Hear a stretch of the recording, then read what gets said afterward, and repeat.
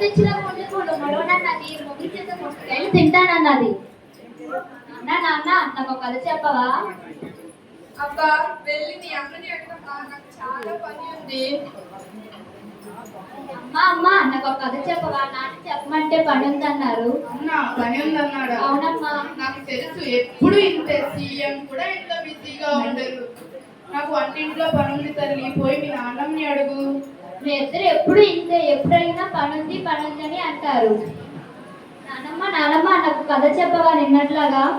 నా బంగారు తల్లి, నా చిట్టి తల్లి, అలా పెరట్లోకి పోయి చెప్తాను పదమ్మా.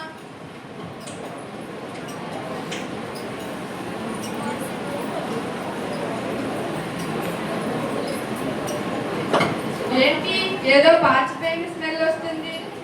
ఏం లేదండి, నిన్న మిగిలిపోయిన ఉప్మా ఉంటే పడేయడానికి వెళ్తున్నాను. అంత ఎక్కువగా ఎందుకు చేస్తావే? మీకోసమే, తిని బలుస్తారని.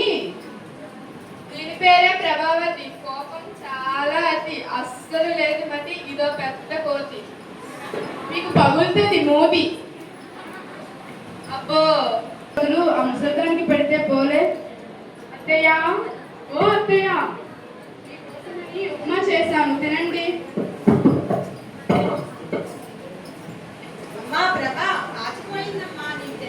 పాచిపోయిందా? మీకోసమని వేడిగా జీడిపప్పులు వేస్తామంటారా? పాచిపోయిందంట, పాచిపోయింది.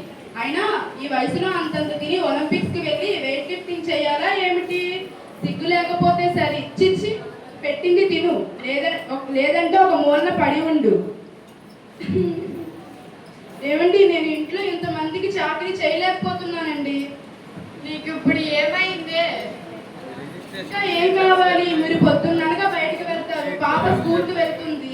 మీరంతా వచ్చేంత వరకు ఆ ముసల్దానికి సేవలు చేస్తూ ఉండాలి. ఏం చేశానో చెప్పాలా? ఆ మాత్రం అర్థం చేసుకోలేరా? సరేలే, ఇప్పుడు నన్ను ఏం చేయమంటావో చెప్పు. ఇంట్లో నేనైనా ఉండాలి, లేకపోతే ఆ ముసలిదైనా ఉండాలి. ఏదో ఒకటి చెయ్యండి. ఈ వయసులో ఆమె ఎక్కడికి వెళ్తుందే? ఉన్నాయి కదా ఊరూరా వృద్ధాశ్రమాలు, ఏదో ఒక వృద్ధాశ్రమంలో చేర్పించండి. ఏదో ఒక ఊర్లో ఉన్న వృద్ధాశ్రమానికి ఫోన్ చేయండి. చేస్తాలే, ఇప్పుడే చేయండి. చేస్తున్నా. హలో, విజయనగరం వృద్ధాశ్రమమా అండి? ఒక ముసలి ఆవిడ్ని మీ ఆశ్రమంలో చేర్పించాలనుకుంటున్నాను. ఆవిడ మా అమ్మేనండి. అనాథలని మాత్రమే చేర్పించుకుంటారా? సరేనండి. ఏమే, అనాథల్ని మాత్రమే చేర్పించుకుంటారట? అనాథల్ని చెప్పండి, ఇంకో ఊరికి ఫోన్ చేయండి. చేస్తున్నా. హలో, 10 ఫ్యామిలీ వృద్ధాశ్రమమా అండి? ఒక ముసలి ఆవిడ్ని మీ ఆశ్రమంలో చేర్పించాలనుకుంటున్నాను. ఆవిడకు ఎవరు లేరండి. రేపు రమ్మంటారా? సరేనండి. వాళ్ళు వస్తున్నామని చెప్పండి. ఏం మాట్లాడాలో కూడా చేత కాదు. చిచ్చి, నాన్నమ్మని ఎక్కడ తీసుకెళ్తున్నారు? నీకెందుకే, మూసుకొని చదువుకోపో. అమ్మా నువ్వు బాబు, నాన్న చెప్పు, నాన్నమ్మని ఎక్కడ తీసుకెళ్తున్నారు? ఏం లేదమ్మా, నాన్నమ్మ వయసు పైబడుతుందిగా, ఇంట్లో సరిగ్గా చూసుకోలేకపోతున్నామని వృద్ధాశ్రమానికి ఫోన్ చేస్తున్నా. అవునా? ఆ నెంబర్ నాకు కూడా ఇప్పుడు అయ్యాక నేను కూడా పంపిస్తాను. చూసారా ఏంటి ఇది ఎలా మాట్లాడుతుందో?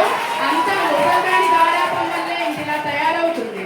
అమ్మా నేను కొంచెం పాపమన్నాను కదా, ఇందాకలా కాచిపోయిన తిండి నాన్నమ్మకు పెట్టావు, అదేదో నువ్వు తినచ్చు కదా. పోనీ నాన్నకు పెట్టచ్చు కదమ్మా. నీకెందుకు నాన్నమ్మ అంటే ఇంత కోపం? అయినా నీ తెలివి ఏమైంది నాన్న? నువ్వు నన్ను చిన్నప్పుడు బాగా చూసుకున్నావా? నాన్నమ్మ కూడా నిన్ను అంతే బాగా చూసుకుంది కదా. అయినా మీకంటే నాన్నమ్మ నన్ను బాగా చూసుకుంటుంది. మిమ్మల్ని ఎప్పుడు అడిగినా పనుందని అంటారు, కానీ నాన్నమ్మ మాత్రం నాతో ప్రతిరోజు ఆడుకుంటుంది, పాటలు పాడుతుంది. నాన్నమ్మ వెళ్ళిపోతే నేను ఎవరితో ఆడుకోవాలి? అందుకే నన్ను కూడా నాన్నమ్మతో పాటు పంపించేయండి, మీరు హ్యాపీగా ఉండండి. అంత పెద్ద పెద్ద మాటలు మాట్లాడి నా మనసుని బాధపెట్టకు తల్లి. మరి నాన్నమ్మ బాధపడదా అమ్మా? నేను తెలుసుకున్నాను తల్లి, మమ్మల్ని క్షమించు. నన్ను కాదు, నాన్నమ్మ దగ్గరికి వెళ్ళి కాళ్ళ పడి క్షమాపణ అడగండి.